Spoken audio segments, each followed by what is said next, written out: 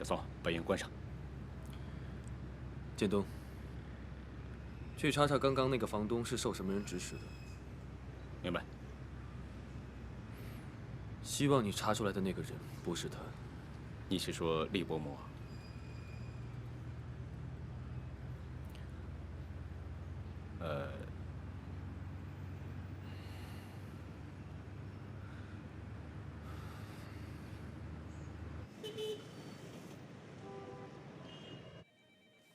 哎，这个不是我的。哎，你怎么来了？徐经理突然打电话叫我过来，我也不知道什么事儿。以我对他的了解，他既然已经把你开除了，又把你找回来，这里边必定有什么猫腻。小心黄鼠狼给鸡拜年。还能有什么事儿比开除更惨啊？说的也是，那他叫你回来干嘛？我想了一路也没想明白。哎，曹总，兴许他昨天晚上被雷劈了，良心发现也是有可能的。再过10分钟例会，大家会议室准备啊。走，开会。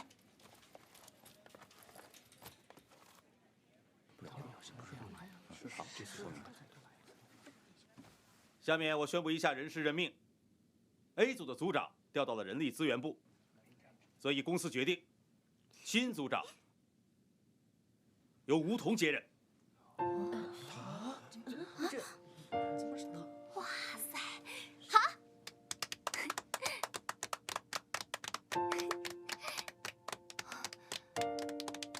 可是经理，我不是已经被开除了吗？你现在不是已经复职站在这个位置上了吗？就凭我的能力，我没有资格升职啊！请经理。好了，吴组长，这个事情已经决定，不会更改了。接下来就请我们的吴组长全力以赴地做好你的本职工作，啊！肯定没问题的。大家散会吧。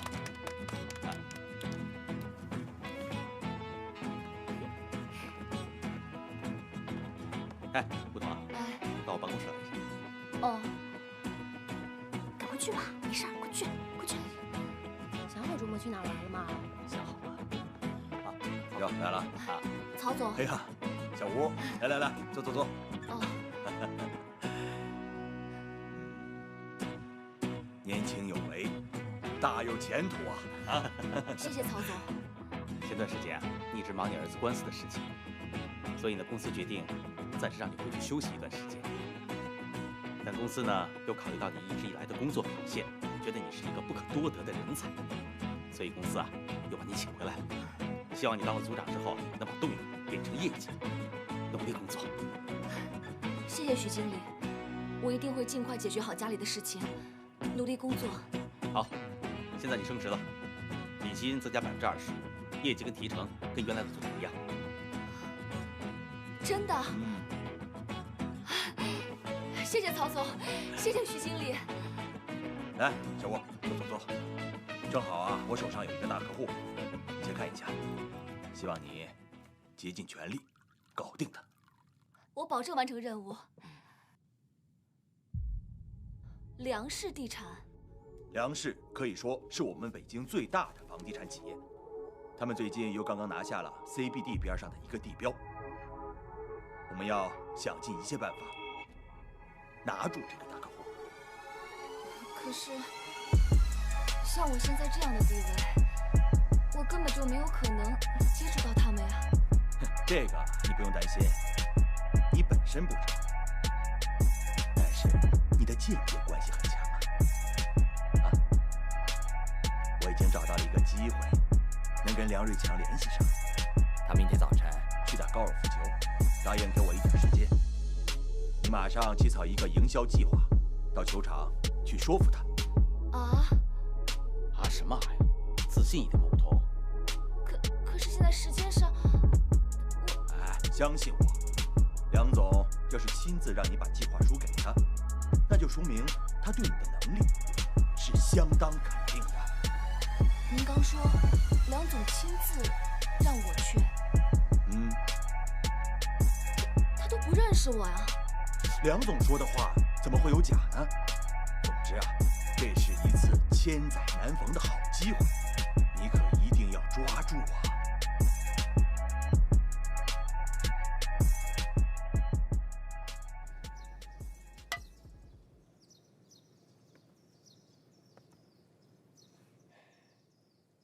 哈哈。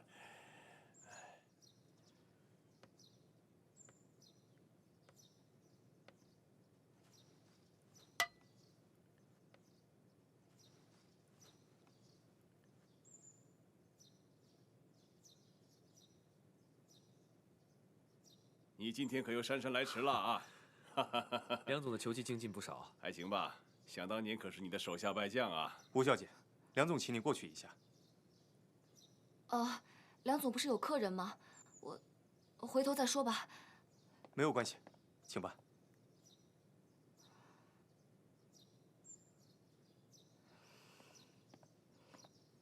哟，真不好意思，吴小姐，让你久等了。没有，是我打扰了您。哈哈，不会不会。吴小姐，你好。你好。啊，对了，梁总。关于我们……好，吴小姐，会吗？一起啊。我不会啊。梁总，我们打吧。好啊，我还不信又输给你。来。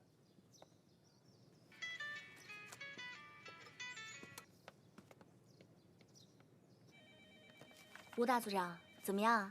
拿下咱们的大客户没有啊？哎呀，别提了，我拿过来的文件，他看都没看一眼。看来梁总把我叫过来，根本就是别有用心。别有用心？什么意思啊？也可能是我想多了。好了，我先不跟你说了，咱们回去再聊。拜拜。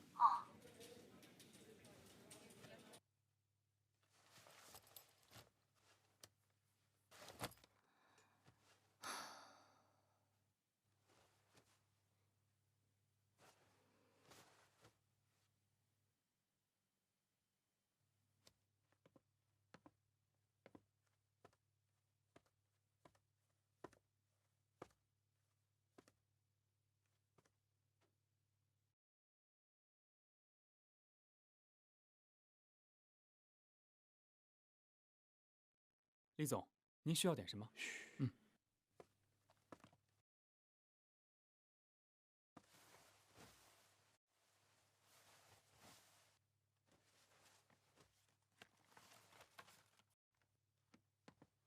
好啊，那就等你电话了，拜拜。好。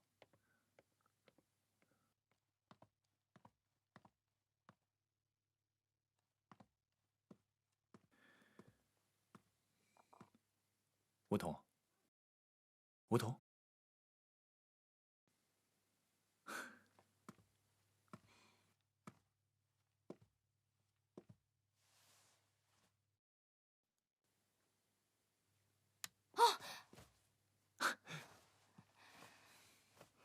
你干嘛呀？服务员，来杯热水。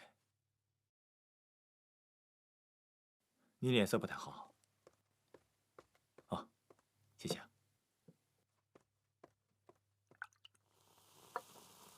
来，喝点热水，感冒会好一点。你怎么知道我感冒？你那天湿成那样，不感冒才怪呢。我的事情不用你管。你来这儿干什么？因为你欠我个解释。解释什么？厉总，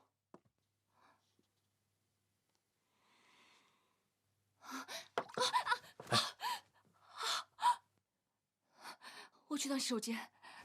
厉总，梁小姐昨天从国外回来了，梁总想举办一个私人派对，想邀请您参加。这是请柬，还有令堂的，需要我送到利府吗？有烫伤膏吗？啊？烫伤膏有没有？哦，有的有的，我这就去拿。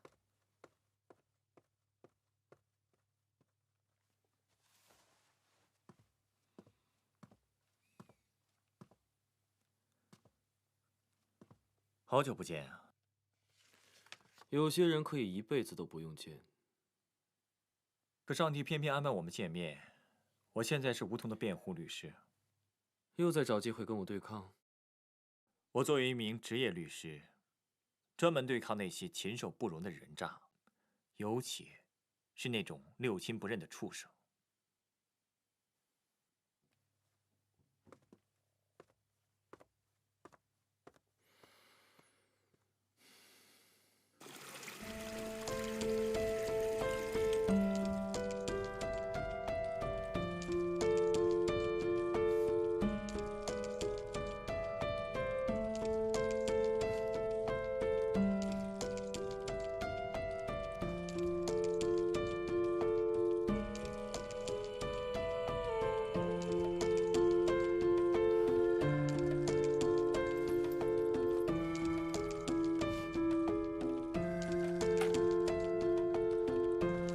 我想问你一个私人的问题。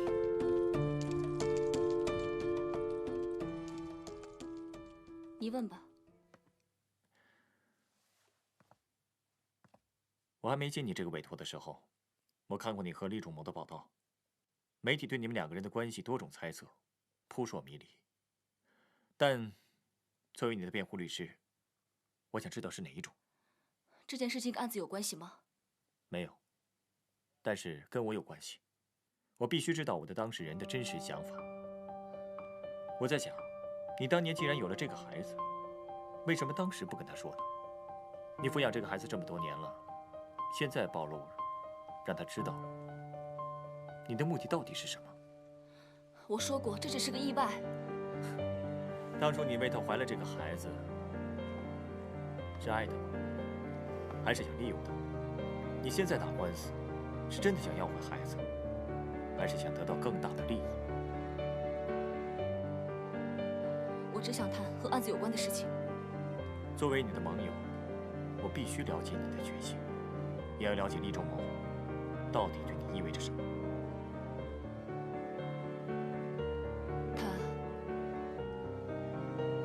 他是我的希望。希望？金钱、地位、事业，还是名利？你要这么想，那就是吧。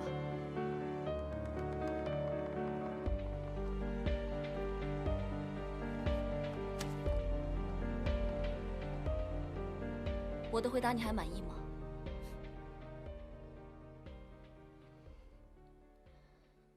那我也有几个问题问你，可以吗？问吧。我知道你是有名的大律师，我把我所有的希望都寄托在你身上，可是你不停地在打听我对厉仲谋的态度，你是不是怕厉仲谋的权势，你会白打这场官司啊？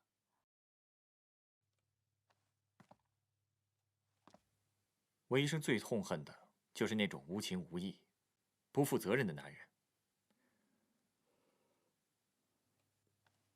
厉仲谋这样的人，不值得你如此善待。我更为你抱不平。刚才看到你看厉仲谋的眼神，我忽然有种担心。我担心我的当事人，是不是真的想打赢这场官司？我当然想打赢这场官司啊，一定要。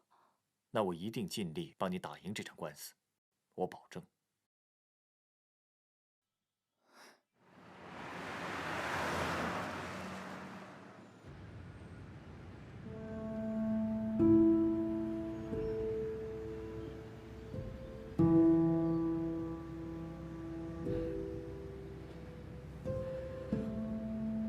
说吧。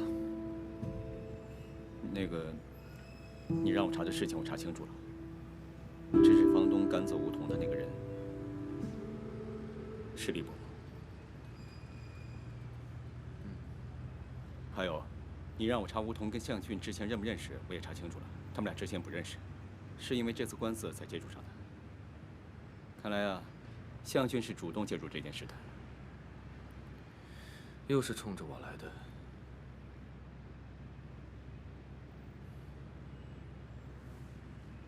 哦，对了，厉总，上午午餐时间快到了，你看推掉他，直接开去幼儿园。好，那这些文件怎么办？拿来，我现在批。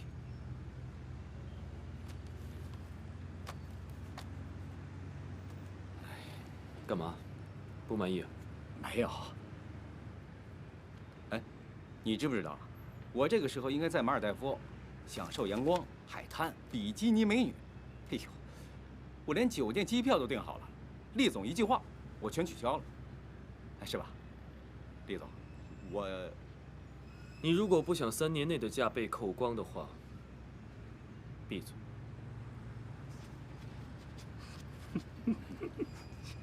好好开车。啊哦。厉仲谋是众所周知的不婚主义者，而张曼迪算是他公开承认的女朋友，无数次被媒体追问恋情或者婚事，他一概千篇一律的回答，暂时没有结婚的打算，也没有做好准备要宝宝，自己还年轻。厉仲谋事业又太忙，这证明厉仲谋是根本就没有打算要孩子的。你知不知道，多少人就这件事情等着看他笑话？富豪有私生子，这一点都不稀奇。可是厉仲谋偏偏要这样高调的打官司，昭告天下。那又怎么样呢？怎么样？他是厉仲谋，没人敢得罪他，没人敢议论他。你不一样，你没有他的权势。厉仲谋如果势在必得的话，恐怕什么？你的意思是，我们一定打不赢这场官司吗？彤彤比我的生命都重要，你就是我最大的希望。你一定要帮我。你刚才不是说一定能帮我的吗？我问你，对于这场官司，你有没有心理准备，去承受可能发生的事情？可能是流言蜚语，也可能是恶语重伤。我不怕什么流言蜚语，我更不怕什么恶语重伤。只要是能打赢官司，为了彤彤，我什么都可以做。你先别急，我们想要赢，就要争取到舆论和法官的支持，要打好同情牌。什么？打同情牌？那打官司不是都讲证据的吗？吴小姐，你要相信我的职业敏锐度。那我岂不是在演戏啊？你到底想不想拥有你儿子的抚养权？当然了。你想的话就听我的。李总，您这的图书馆已经筹划完成了，我们想让您给这个图书馆起个名字。那就叫彤彤图书馆吧。好名字，既代表了孩子们，也代表了你对儿子的心意，就叫彤彤图书馆。还有，我想要为那些民工的小孩建立一个助学基金，详情你可以跟我的助理谈。彤彤呢？孩子们正在准备午餐，要不要我把他给您叫过来？好，那麻烦你了，我到那边去等。好。园长你好。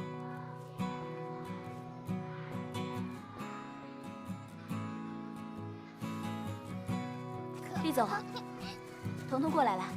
好，你们两个好好玩啊。彤彤先生你好，我是厉仲谋。厉仲谋先生你好。有没有想爸爸？你就是可可啊？你认识我？当然认识了，你就是彤彤的。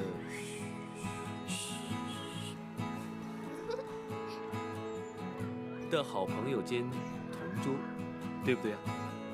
是的。我在想，要不要把这一幕拍下来寄给各大网站，卖个好价钱。林主任，您干什么呢？开个玩笑，园长，你忙吧，不用陪我啊。好，那我替孩子们谢谢您和厉仲谋先生。客气。您随意啊。哇，好香啊！我请你吃。谢谢，比你妈做的好吃多了。谁说的？我妈妈做的东西是最好吃的。那你自己都不爱吃，老跑我们家去。是干妈叫我去，我才去的。哼！你干嘛生气了？你老是和我吵架。那是因为彤彤喜欢你啊，她才跟你吵架的。我才不生气呢！我要比彤彤懂事。您稍等。那你就不要生气了，我们快吃吧。厉总。好香啊！张曼迪叫你电话。慢慢吃啊，彤彤。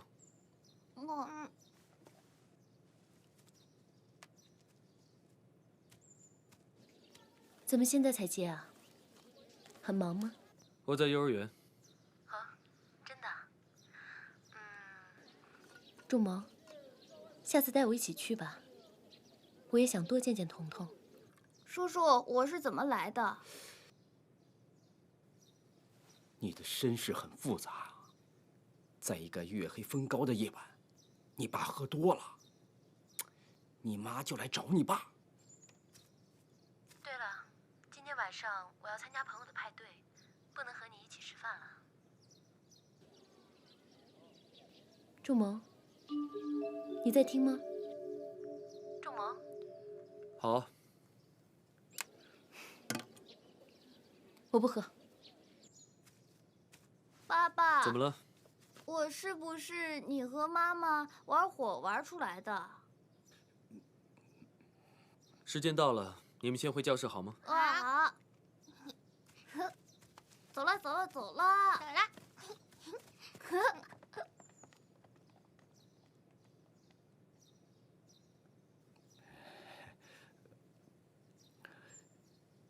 是彤彤问我，说每天看着你跟他妈吵架，是不是因为不喜欢他？然后呢？然后他说不喜欢他为什么会有他？然后呢？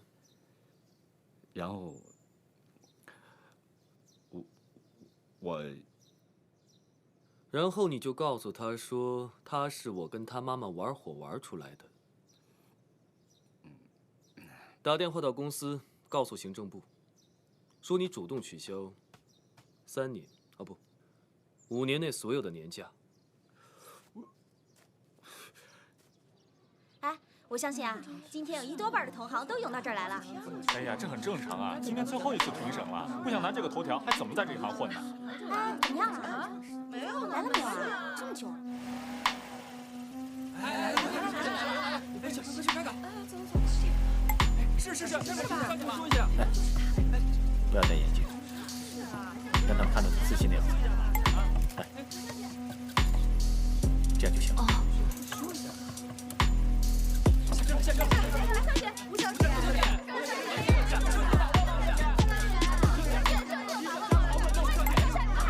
大家不要急，一会儿给你们时间专访。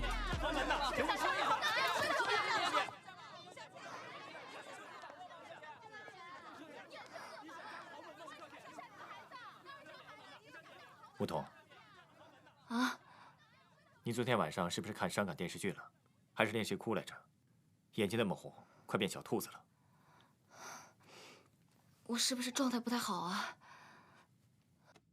没关系，还是那么漂亮，楚楚可怜。我太紧张了。走吧。向律师笑得这么开心，是不是高兴的有点太早了？王律师，好久不见，我当然开心了。我可以跟王律师交手，打一个黑白分明的官司，有点不好意思。向俊，你是不是有点太不自量力了？别怪我没提醒你，别忘了，你父亲的公司5年前被我们厉氏整得很惨。怎么了？这次想把自己的律师事务所也毁了？多谢提醒。不过，你还是担心你自己吧。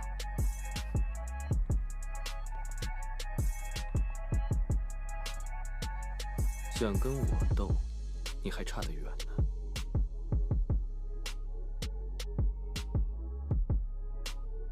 吴小姐今天的精神好像很不好。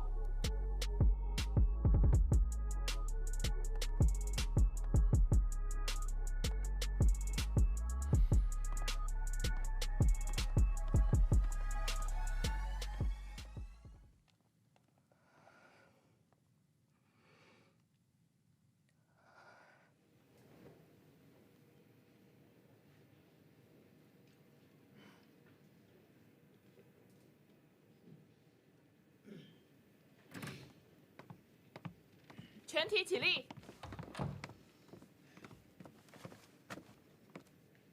坐下。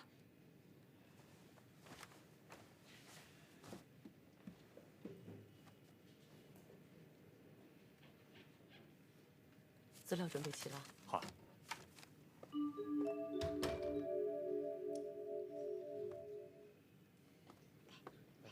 曼丽小姐，请问你对这个孩子怎么看？张小姐，你是不是特别不希望厉总得到这个孩子啊？张小姐，张小姐，张小姐，张小姐，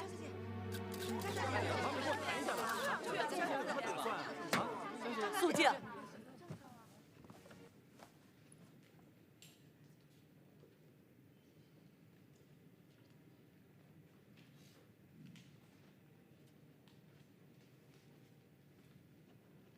吴小姐，啊，等一下就开始了，你还好吧？啊，记住，争取同情，成败在于自己。双方律师开始陈辩。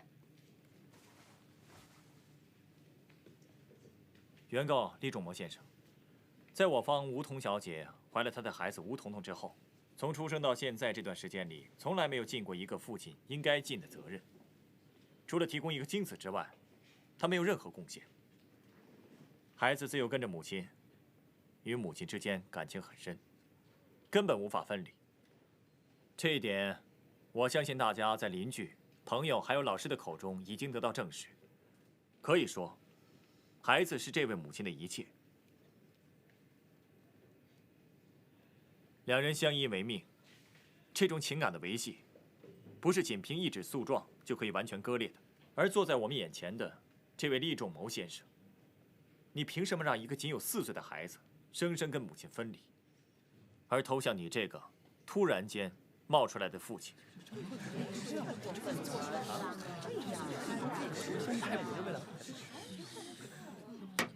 肃静。作为亲生父亲，厉先生的确有养育的责任，但是无权将孩子从母亲这里夺走。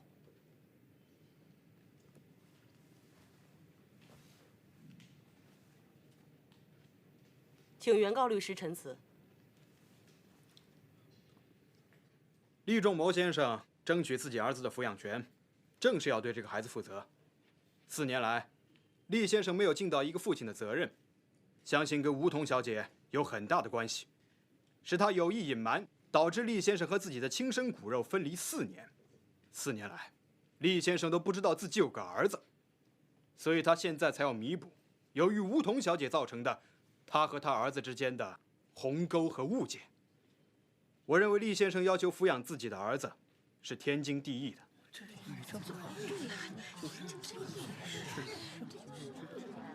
我们已经明确知道，吴彤小姐在生产后曾患上过抑郁症，在那段时间，她由于精神崩溃，无法照顾孩子，而是把孩子委托给朋友照顾。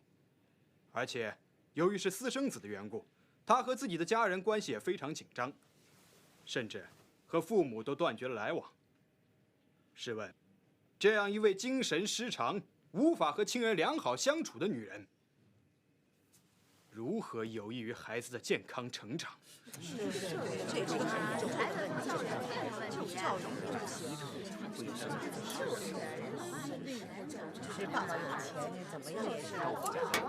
肃静。当自己孩子生病的时候，吴彤小姐都不能照顾，难道将来她的精神状况再出现类似问题的时候，我们才来后悔没有给孩子另一个正确的选择吗？厉先生事业上成就非凡，不管是哪方面，都完全有足够能力照顾好他自己的儿子。相信选择厉先生更有利于孩子的成长和未来的发展。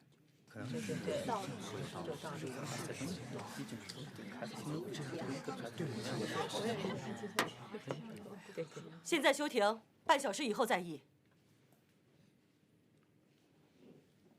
全体起立。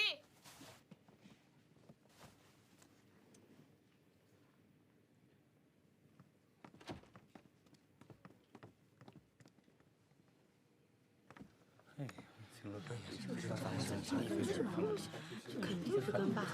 这个事儿还用说啊？我看19、8、9，回去马上写稿，绝对是头版头条。仲谋，哎，好像是张南迪。拍照，拍照。曼迪笑一下。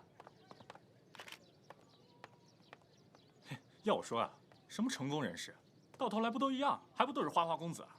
也是啊，因为私生子在法院打官司，还有明星女友陪着，他也真够可以的。仲谋，仲谋，干嘛不理我呀？你怎么会来？我知道今天对你来说特别重要，所以我想在这样的日子陪在你身边。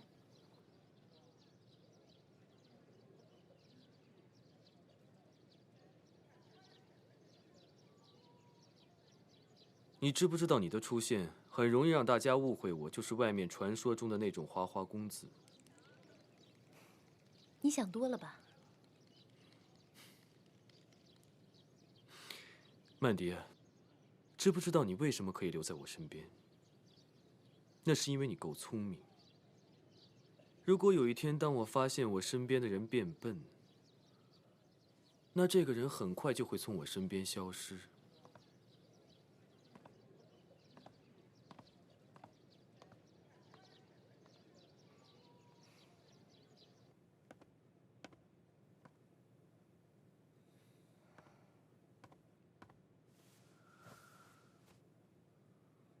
准备好了吗？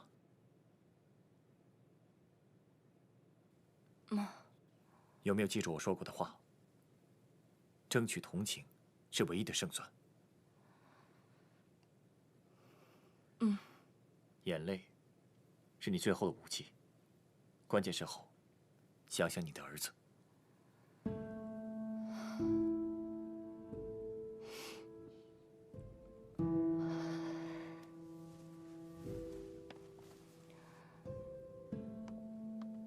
只要是为了彤彤，别说是让我哭，就算是让我下油锅，我也愿意。你终于开窍了。只要你装柔弱，他们一定会同情你，肯定会加分。一会儿上庭千万要记住，你的任务就是扮柔弱，哭得越厉害越好，给他们来一个水漫金山。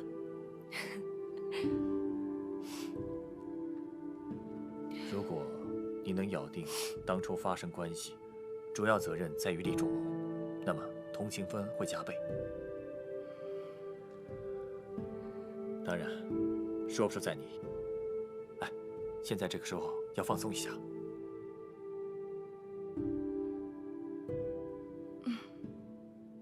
走。厉总，只要您肯把证据拿出来，对梧桐绝对是致命一击，省去很多麻烦。您的目的不就是要打赢这场官司吗？还有什么可犹豫的？哎呀，厉总啊，咱们现在最重要的就是赶紧结案，以免夜长梦多。以我多年的经验来看，拖下去对咱们一点好处也没有。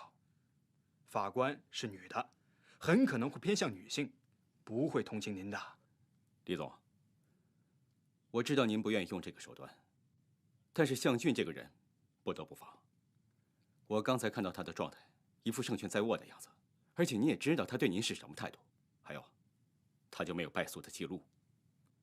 以向俊的性格，他一定会有备而来。厉总，这个时候最不能有的就是妇人之仁。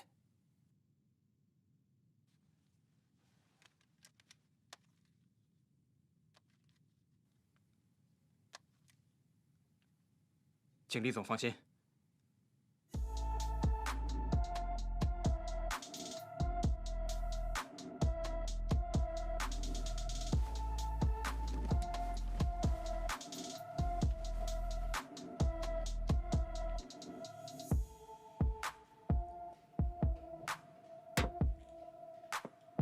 现在继续开庭。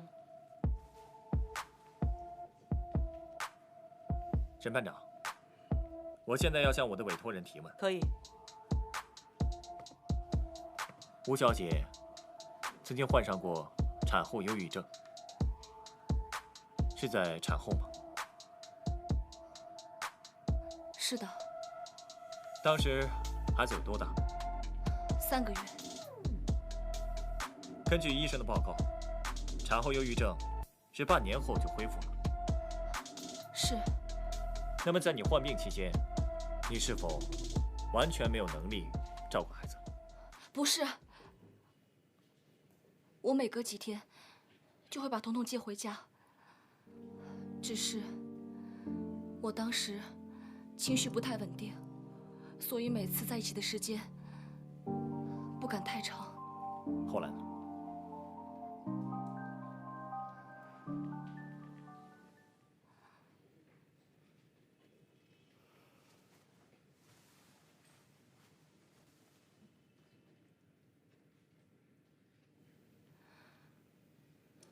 彤彤是个早产儿，她比一般的孩子发育的要晚，体质也不是很好，比较容易生病。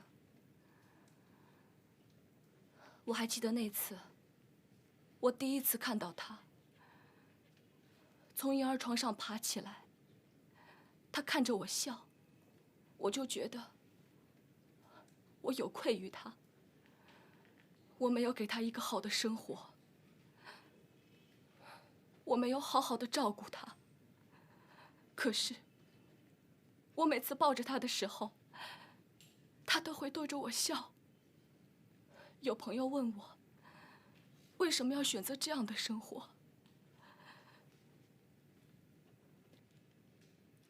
甚至我的父母也不理解我。可是只有彤彤，他没有放弃我，他一直鼓励我坚强地走下去。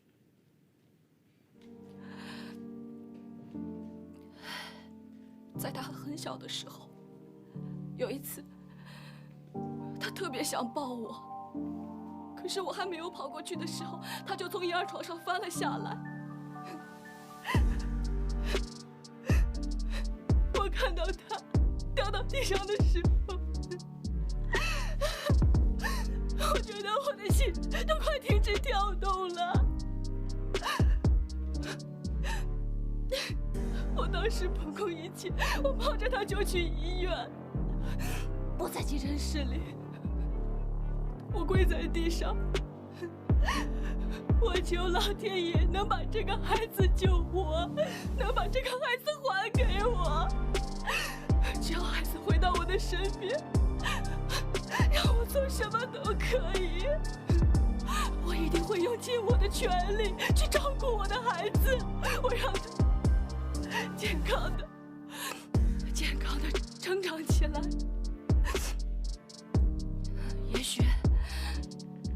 也许真的是老天爷听到了我的祈祷，这个孩子他很快就康复了。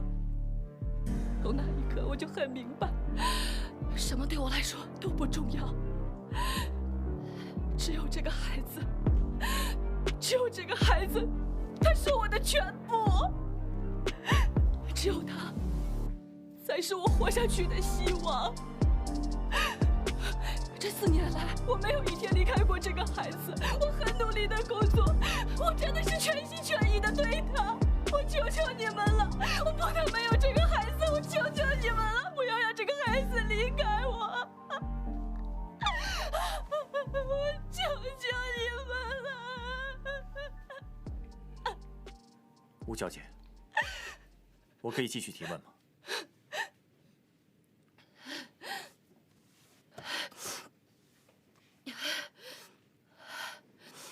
可以。当初你怀孕的时候，你大学还没有毕业，为什么你想要生这个孩子？未婚妈妈承受的压力也太大了吧？你和厉仲谋当初的关系，他有过什么明确的表示吗？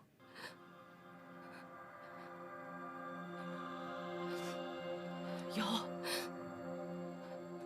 他有表示过。怎么表示的？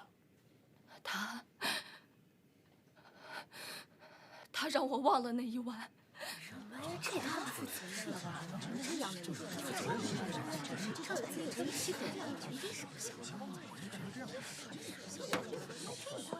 肃静。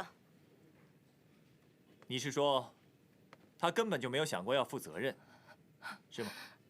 是的。一个没有责任感的男人，一个从来没有得到过父爱的私生子，请问，他如何去照顾一个原本不想要的孩子？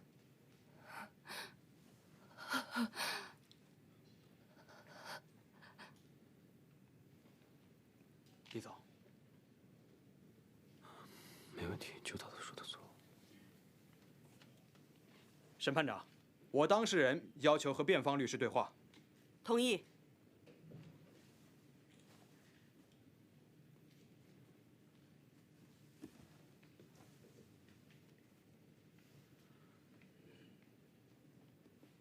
正是因为我从来没有得到过父爱，所以我才不会让我的儿子重蹈覆辙，从小就生活在一个私生子的阴影里面。我现在要做的，就是要让他正大光明的待在我的身边。